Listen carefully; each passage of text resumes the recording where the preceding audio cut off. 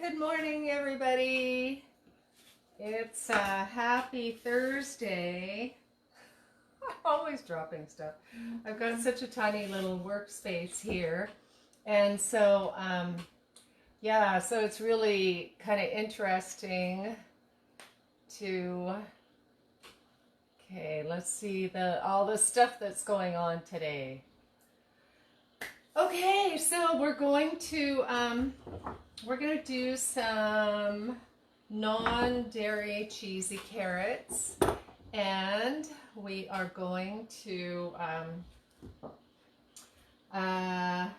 yeah, we're gonna do that, and we're gonna do a little twist on the purple cabbage today, and so I'm just chopping the onion to get them going. And you know what? I have been replanting my onions, and yeah, so that's been very interesting, and so yeah, super cool to be able to get more greens. And hi everybody, good morning. Oh my gosh, so awesome. So, yeah, so we're just chopping up the onions here, get them into the hot water. So we have our pan with just hot water on it. Good morning, everybody. And, hi. It's not Friday. Is it Friday? Oh my gosh. Here I had all these plans for tomorrow. I'm thinking, okay, this is what I'm going to do tomorrow because tomorrow's Friday. Oh my God, it's not Friday. Wow, it's going so fast. I just can't even believe it. Hi, Jane. Hi, Minik. I just can't believe it. It's going so fast. Crazy, crazy. I don't know. You know, I don't know if everybody's feeling that, but definitely, you know, it's just flying. So, yeah, so for those that haven't seen this before, I advise to always wash your vegetables before you put them in the fridge, and that way makes it easier and faster for cooking. And so so it's how do you know what I'm making, Jane? It's the onions and the carrots, and it's going to be a non-cheesy carrots, and then we're going to do the purple cabbage as well. So, but we're going to do a twist on that. And that is a really, like, that, it was so good when I made it last time. Oh my God. I actually remade it, and that was only like a week and a half ago, so I'm going to remake it again because it was so good. So what I was saying earlier, I was so happy with replanting these onions, and so I've just been taking the little end of the onion and sticking it in the ground, and it's super awesome. And this guy here, he... in my little onion stash, he's growing his own onions. So I don't really know a lot about that. Like, I am so not a gardener. But I'm going to just plant this and use the greens off the top and then see what happens. And if you guys have any advice on what happens when you replant an actual whole onion, let me know. Hey, Darlene. Hi. How you doing? Hi, everybody. Okay, so we're going to get these going. And this is actually based on an old favorite of the family. We had a lot of family dinners, like tons of family dinners. And everybody always wanted me to bring this, and that's all they wanted me to bring. I think they were afraid of anything else that I might cook. They're like, oh, no, don't bring a salad. Oh, no. It'll be too strange. So, so they would always ask for these carrots that I'm dropping all over the floor. It's a good thing that the dog likes carrots. And so we called them, and I don't know if this is an official name or not, but we called them carrots au gratin. And so it was like a same thing. You know, just making your onions and then your carrots, and then traditionally it has a cheese sauce. So since we're trying to stay away from dairy, then I'm going to make this with nutritional yeast. and some Daya. I'm not a super big fan of Daya, but they do make a really nice shredded non-cheese, dairy-free. Oh my gosh! And so that's what we're going to use to extra cheesy it up. The nutritional yeast does a really good job, but it doesn't add that sort of, you know, really cheesy texture. And so we're going to work with the Daya. The other one I really like, the other non-dairy is that I love is Chao, C-H-A-O. And you know what else is really super amazing, but crazy expensive, is the Miyokos, M-I-Y-O-K-O, and they make non-dairy butter, which is like to die for. Like it's so amazing tasting. I'm not sure if it's made with cashews. I'm not sure what it's made. Plant-based, and it is like, oh my God, you could just slice that up like cheese itself. It's so good, the Miyokos. Crazy expensive though, and now Miyokos has come out with a cheese rather than a butter. Their carrots are just flying everywhere. They're on the they're like super high energy charge. So we're just gonna get these guys going while we do the cabbage. And so I'm going to change the I'm just going to change the cutting board here for a minute to move this over. And so yeah, so oh, what's the Swiss? Somebody's talking about the Swiss cheese one. Which Swiss cheese one? The Daya. This is the Daya right here. I know it's backwards for you guys. I don't know how to record without doing a selfie. So anyways, yeah, so what we're gonna do, and I did wash this, but it has been in my fridge for probably a couple weeks because, you know, as you know, we've been trying to not go running to the store every other day. And even though things are, you know, things are opening up and all that kind of stuff, and you know, we're so blessed that it seems to be relatively safe, can I say that, to do things as long as you're careful, all that socialization, distancing, and all that kind of stuff. So I'm just gonna, and again, this is hard to do sitting down. I'm used to cooking standing up. So we're just gonna start with this. We're gonna chop the cabbage. Actually, I'm gonna chop it in half again because I don't really like the long stringy cabbages. And like when I eat, I even break my spaghetti. I know it's sacrilegious, but I do it. I do it because I don't want a big long spaghetti. And sometimes I even do it in thirds, which is really sacrilegious. But yeah, I'm just not really a fan of that. So we're going to do this. Oh, I forgot to talk about the onions and the carrots. I always like to add a little something about the food and what it does. And I know for you guys that are on here daily,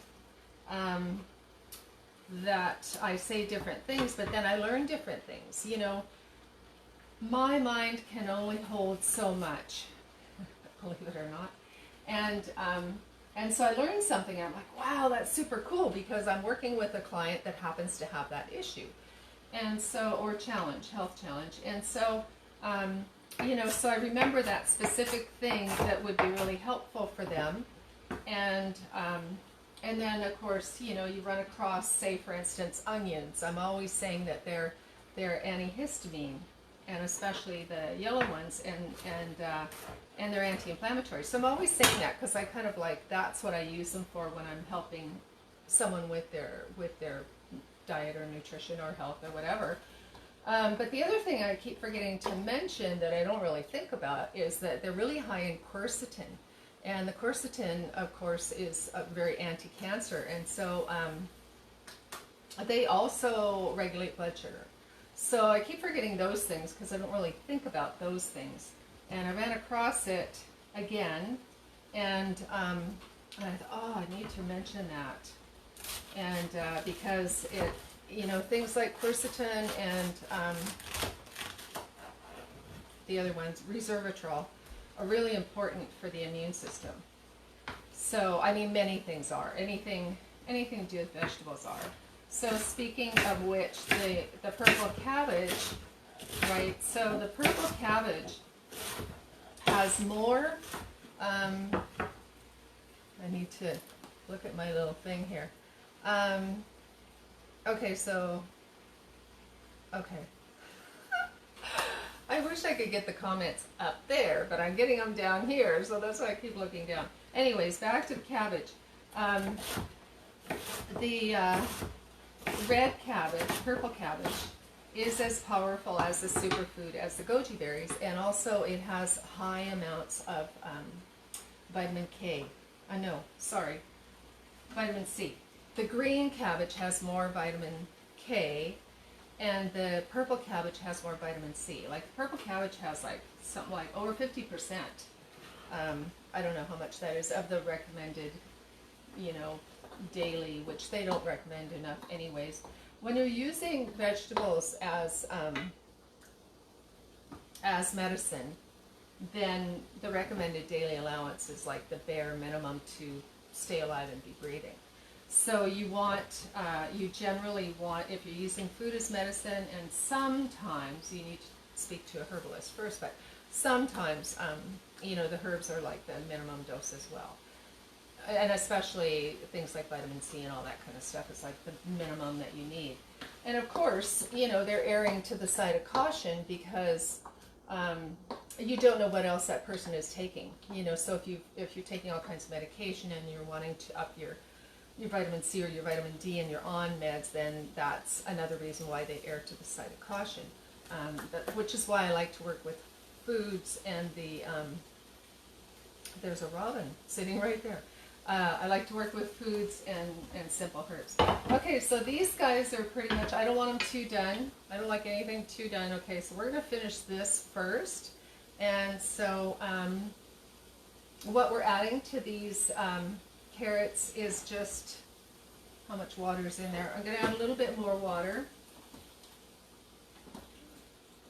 just to make like the sauce with the nutritional yeast, which is so good for you, full of the B vitamins and just so super awesome. So this is going to make our non-dairy cheesy sauce, and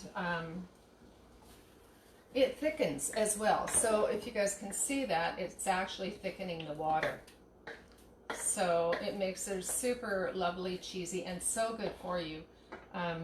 You know, the nutritional yeast, that's why I'm turning it off. I probably won't cook this anymore because the carrots are just tender crisp. And so we're going to add the diet cheese, and if I can open it. Oh my gosh. So this is available at Healthy Habits in Port Alberni or any health food store, but specifically, I'm going to add more water because I want that to stop cooking. Yeah, so Healthy Habits has it, and I'm pretty sure most of the grocery store do too, but I got it at Healthy Habits. And so, yeah, so it's just going to make that really cheesy sauce here. And then add a little bit of this over top. And this happens to be the pepper jack. I thought this was jalapeno pepper jack, but I don't think it is. Oh, I think it is. I don't know. It's got little specks in it. Anyway, you know how I like spice. So we're going to, just in case there's not enough, we're going to add a little bit of cayenne to increase the circulation. So also, the cayenne is really important for circulation, and like I've explained to you guys before, that the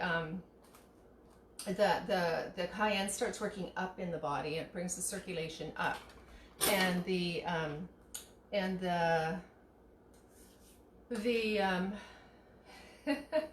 Just looking at the comments here, I love it. And so anyway, the cayenne starts bringing all the circulation up. And so if you're working with anybody that has like swelling in the feet or edema, that kind of thing, like cayenne opens up the blood vessels and it moves everything up. And so it enhances and increases the circulation. And so it's just good in everything. It really makes the whole body, everything in the body move, basically, because it opens up all the blood vessels, pushes everything through and creates that circulation. So, but that is one of the things that if you are on a high blood pressure medication, then or many other meds, you have to be really careful because it will enhance and increase the effectiveness of the meds. So you do have to be careful, even with cayenne. Probably not that little bit, but like a lot of people will be taking cayenne capsules or tincture, and that's when it's a medicinal dose, right? So everything's pretty harmless until it turns into a medicine, or, you know, a medicine's a medicine until it turns into a poison. So you really need to just not randomly start taking things if you're taking other things. So, okay, I wanted to mention the turmeric. There was something else. It flew off. Oh, I know what it was. Here it is. Okay, parsley. So this is my own parsley. I should have it in a glass jar. I do put most things in glass jars. But I did not. I must have been in a hurry or didn't have a glass jar on hand. Parsley, we were talking about that yesterday, that the dry parsley, that's probably enough, is like I don't know where they get this, but 27 times more effective than the fresh, as far as containing the vitamins and minerals and all the wonderful things that parsley does for you. Super high alkalizing, full of vitamins and minerals, and so it really does a lot more than what you would think. Can you guys see that with the nice parsley here? I'll mix it around some more. So you can see how that's getting the diet just adds it to have that cheesy consistency, you know, the kind of gooeyiness that we love. So doesn't that look amazing? And yeah, so I'm going to take that off because I don't want that to cook anymore. And so okay, so we're going to start with the cabbage. I was going to add turmeric to that, and I will just add a little tiny bit. So of course we know that the turmeric is anti-inflammatory, it has the quercetin in it, and not quercetin, sorry, curcumin. And you have to add black pepper to that to activate the turmeric, so we're going to do that. I'll mix it all together and show it to you later, but I want it to cool down. Okay, so here's the special dish. This is so crazy awesome. And I should get 2 dishes going at once. The only problem is something would burn. So, okay, we have our purple cabbage that has all the vitamin C, which I'm going to cook right out of it. But it's still really good for you, even when it's cooked. So we're going to switch it up a bit, because typically the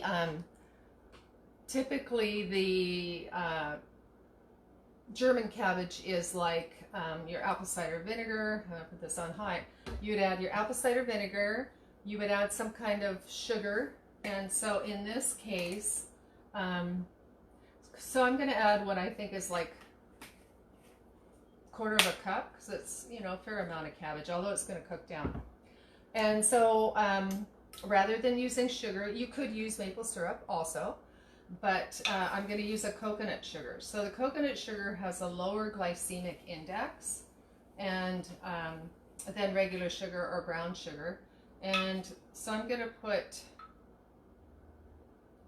that says,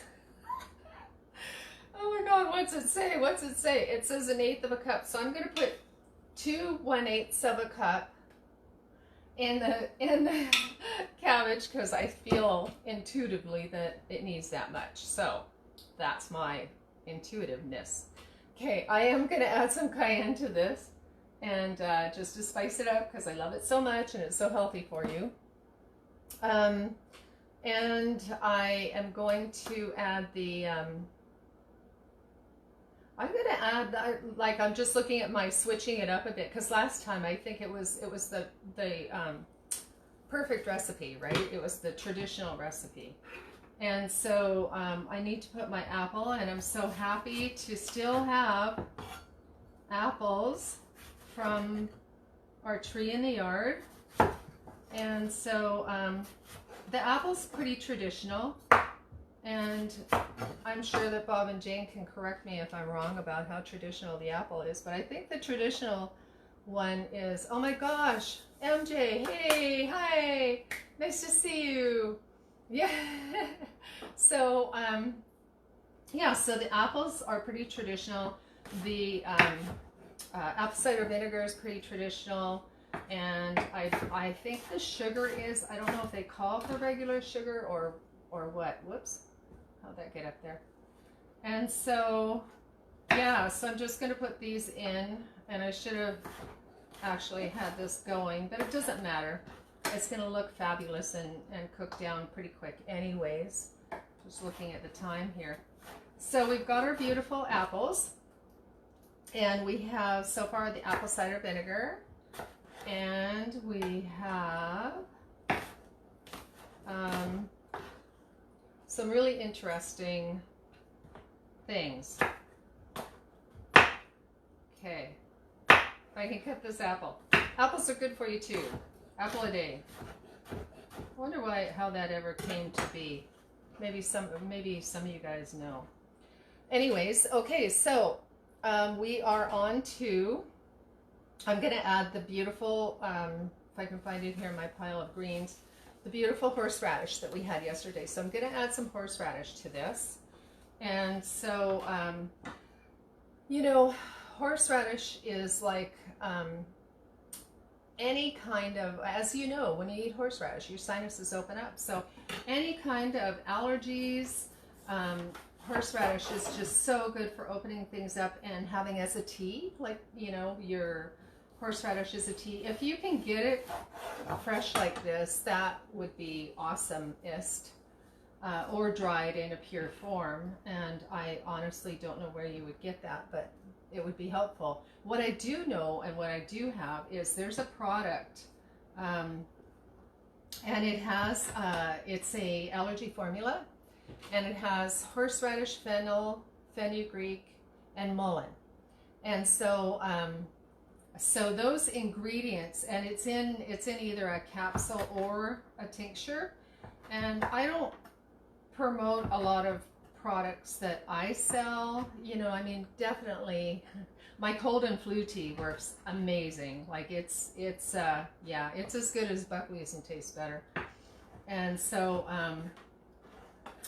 so I don't promote a lot of that and this particular product, but what I'm trying to say is that you can make it yourself. That's what I'm trying to say. And so basically you just need horseradish, fenugreek, fennel, and mullein, which is a plant that works with the lungs. You could use any other lung plant or herb. And so, so here's our horseradish here. That much. I'd say it's a tablespoon of finely chopped, well, it's not really that finely chopped, so we'll see how that goes. But horseradish, so it's going to spice it up and change it a bit. So I don't know if that's sacrilegious to the regular German sauerkraut or not sauerkraut, but German cabbage. But anyway, that's what we're doing. And so I do want to always add my greens, and I think I put, see, that's what happens when you put too much water in. I put too much water in, and then it's slow, right? So that's why I always, when I make my soups, when I make anything, I always have the pan on full on hot and with hardly any water, like just 1/8 of an inch of water. And then you just keep adding as you go, and then it happens really fast. Otherwise, you're doing this. You're just like sitting there waiting for the water to heat up in order to cook the vegetables instead of cooking the vegetables and then adding the water. So that's just something that, excuse me, that's just something that I've learned. Oh my goodness. Oh, I need a little sip of my herbal tea.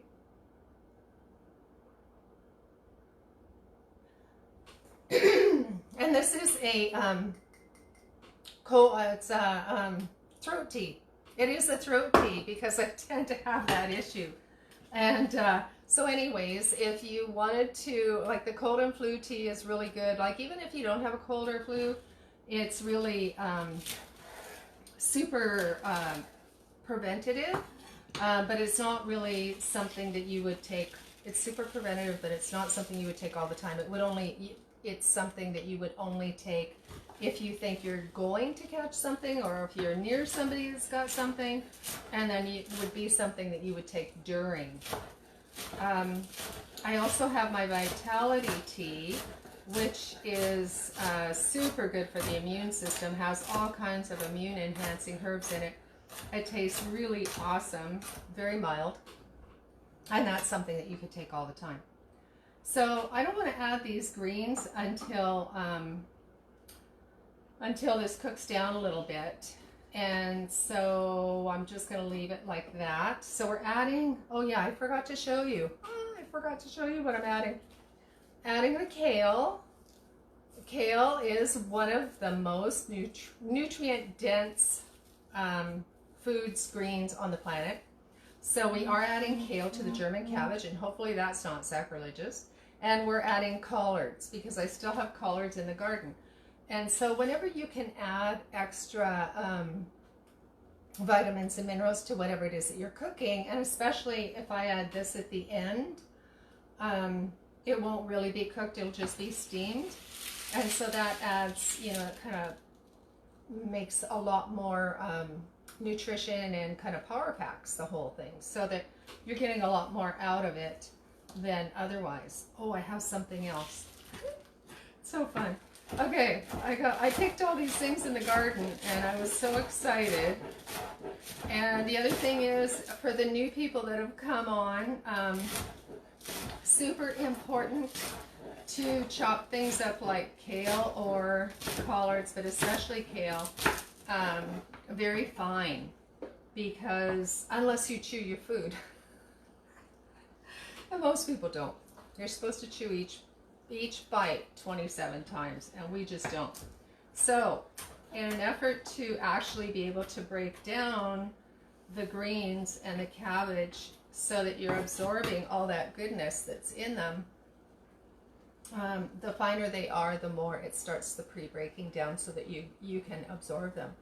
You know, we tend to have deficient, not everybody, but many have a deficient digestion and deficient, you know, stomach or small intestine or whatever. Like the small intestine is what actually absorbs the majority of your vitamins. And so the food has to be a certain consistency through the food has to be such a consistency to be able to go into the small intestine, right? So it has to be turned into something called chyme, C-H-Y-M-E. And so you've got, I'm not going to go into the whole how the stomach works and all that kind of stuff with the acids and enzymes and all that.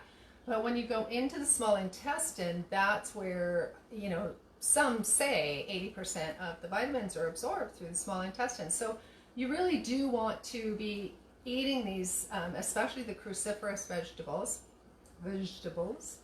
and because they take care of the intestine, and then through the large intestine is absorbs a lot of the minerals as well. So you know, the majority. So yeah, so that's why it's so important. And so we want this broken down to where you can actually absorb the goodness in it. So I'm explaining all the different vitamins, minerals that are available in the foods, but if we don't break them down and absorb them, then we're not really getting the benefit as much, which is why we do a lot of smoothies and a lot of steaming and, you know, steam your vegetables, and a lot of raw too. So that you can actually break that down, although raw is a whole different thing, and so that needs to be, some people don't do well with raw either, especially in the winter, like cold, too cold.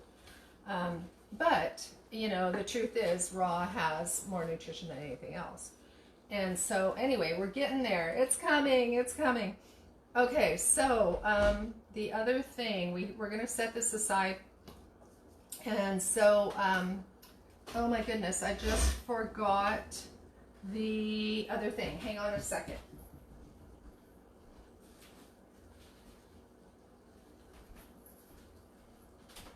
Okay, so the other thing is we're going to add,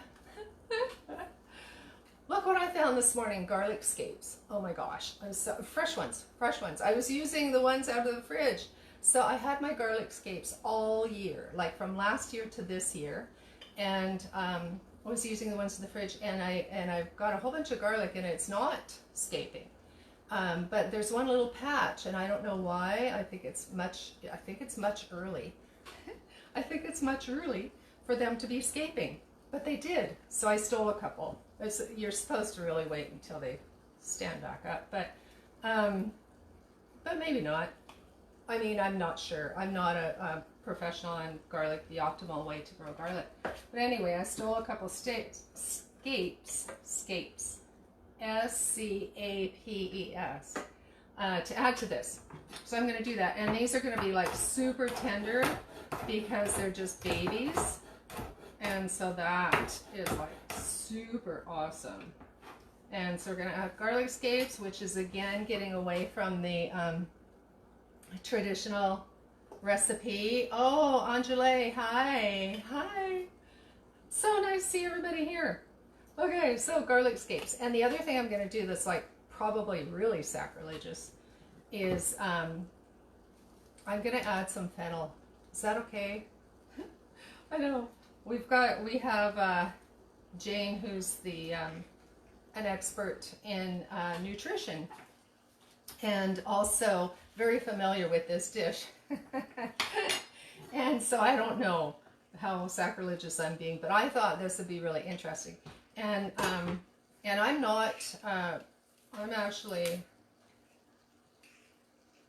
not really a fan of fennel, so that's why I'm going to add it. See if I can make it so that I like it, and that's what we have to do. We have to experiment with things. I won't put that piece in. I think we need the thicker parts. And I tried to get the root, but it didn't want to come. I don't know why. I know nothing about fennel. So what I'm going to do here is I'm going to do what I do. This is what I do when I always add things that I don't know if we're going to like or not, or how it's going to turn out. I put them in big chunks so we can pick them out. And that works. But I mean, how else are you going to acquire a taste for something that you maybe you didn't like, because our tastes change as we get older? And how are you going to work with something if you don't experiment? And so I'm all about experimenting, if you haven't noticed that already.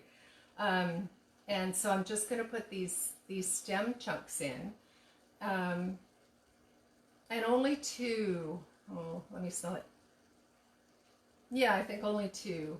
I don't want it to taste like licorice. You know what I mean? And the fennel is quite. You know what? Only 1, since we're experimenting. Because this is such a beautiful dish, I don't want to ruin it. Okay, so anyway, that's my little spiel on experimenting with new foods. And so, and I did not pick any weeds to put in this yet today. So this is getting really nicely coming into its softness. It's very soft. And so I'm just going to let that stay on a super low, because I don't really want to cook anymore. I just want it to steam these greens. And so I'm going to add the kale and the collards on top. Okay, so and we tuck that little piece of fennel in there, and so we have the horseradish in, so that's the addition. Oh, the other thing we're going to do, oh my gosh, and this is exciting to me. It's exciting. And we added the cayenne. We didn't add any Himalayan sea salt. I'm not going to add a lot because I want the flavor of the cabbage. The other thing, I'm going to add a little bit of Dijon mustard. And so that's going to switch it up a bit too. If I find a clean spoon here. and not much, because I don't want to change it too much. I just want to put a hint of that particular type of heat. The mustard is, I'll put it right in the liquid there so it moves around. The mustard is really good for heat, like dry mustard. You can use a golden mustard, you can use a brown mustard, and it's in a lot of Indian foods, and I'm not sure if it's in Moroccan foods, but both the types of mustard to add that heat. And it's a specific heat, quite totally different than peppers or cayenne or anything like that. So, oh yes, this is super. I have to use this. It's the Better Than Bacon. It's a pinto bean, bacon flavor, actually bacon flavor pinto beans. And this is from Epicure, and there are a few products from Epicure that I really like, and a friend of mine sells them. And so so that's going to give a little bit of a bacon flavor. And I don't know if you're supposed to do that in a German cabbage either, but we're doing it. So I figured, because last time, what was it, a couple weeks ago, we made German cabbage very traditionally. It was pretty traditional, and it was fabulous, amazing. Oh my God, it was so good. I actually made enough for 2 days, and then I made it again just because we loved it so much. But I don't want to bore you guys with making the same recipe so soon. So I thought, well, let's switch it up and see what happens. And so yeah, so we're gonna see how that tastes. And I don't know, I think you guys can see it, but can you see how pretty that looks? So so I'm just gonna turn it off and let it do that, and then I'll give it a stir before we eat it. And so it's gonna be mostly raw. The greens are gonna be mostly raw, just a little bit steamed and tenderized. It'll be a little tenderized. And so so it'll help start breaking down the enzymes for the digestion, so that you absorb the kale. Okay, so we're going to bring back the beautiful carrots that we did. So these carrots were, for the people that came on later, we started these, and so it's just onions, carrots, and then what we added was simply nutritional yeast and water, so that the nutritional yeast adds all the B vitamins, but it also gives it a cheesy flavor. So this is non-dairy, plant-based, and then we did use some of the Daya cheese, and I think Monique said that it's got, oh no, she said that the Miyoko's has coconut oil and cashews. But anyway, we added some Daya cheese, and so that gives the you know, the cheesy consistency, stringy, you know what I mean? Like that, the way we love cheese. And I added a little bit of turmeric on top too, for the additional benefits of the, I'll leave it there. I don't know if you can see it. Additional benefits of the turmeric that has the curcumin. So, did I have anything else that I wanted to show you? Okay, I'm looking at my table here. It's got so much stuff on it for all the things that I wanted to do tomorrow. I was already preparing for tomorrow. Oh my God, where's my words? And because I thought today was Thursday. Wow. So anyways, I did pick this, and I want to talk about it. There's two things in here. This is, if I can get it to where it, the root's down and the leaves are up. Come on, you. Okay, so this is pepper grass. I don't know if you can see it. Pepper grass. And so it's really good. It grows in the garden everywhere. Totally edible. Adds a nice peppery flavor to your salads. You know, similar to if you don't have radishes, add this. It's super awesome, pepper grass. And it has, it'll come up. It'll have these little, you'll have to look it up on the internet. Make sure that you know what it is, because you should never eat anything unless you know for sure what it is. But look it up, and it'll be in your garden, and probably next to the chickweed, which is the other one that we've been talking about, chickweed.